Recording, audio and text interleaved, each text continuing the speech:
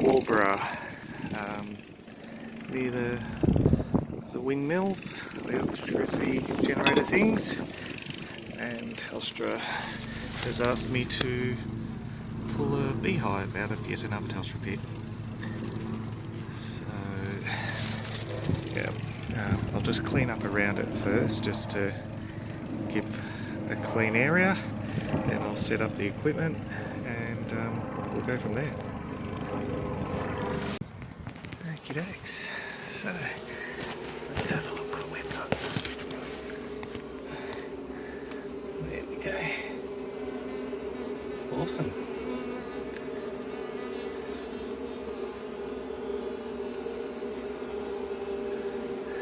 There's been a hive here previously that you can see the residual traces of it, but now because the core flue wasn't put back in, we have another hive that's come back. Telstra has given me a heap of core flue, and I've got to admit I forgot to bring one, so I'll need to.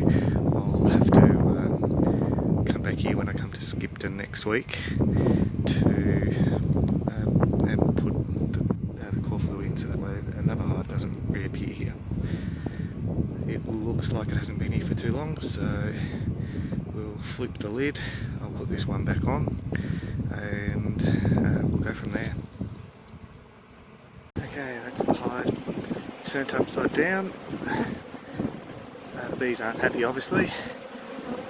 Queen appears to be in this top area, so let's get cracking. Okay, so we've got 6 frames of brood.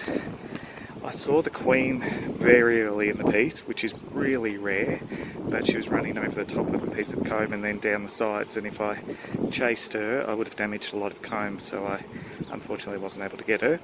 So now I'm chasing her. So next step, get the queen, put her in the queen clip, and then I'll start bee vacuum. Okay, so Queenie's in under the concrete slab, which means I'm going to have to bee vac and then cage her and then open the bee vac and all that sort of thing, because if I flip the concrete slab, obviously I'm going to kill a lot of bees, which we don't want to do. So let's seal up the bee vac, get it going, and start bee vacuuming. We'll catch her during the process. Okay, so now just letting the bees do the bee vac themselves.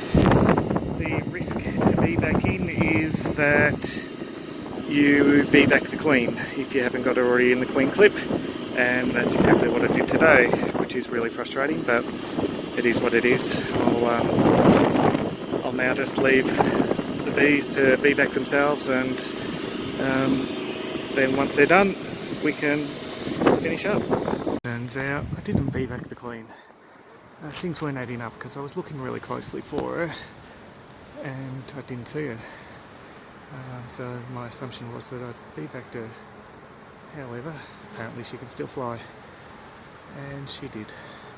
So that's where we're working over there. She's flown over to here. I'll go get queen clip and whatnot and grab her. So there we go, mystery solved. That's why I didn't see her when I was bee vacuuming. Okay, so the holes are taped up until next week when I bring some core fluid along. This one over there's gone. The queen's in the box. These are that are loose still, madly fanning, saying, hey, come here, this is where the queen is. So, yay. It was a little bit more difficult than expected because the queen could fly, but at least we got there in the end.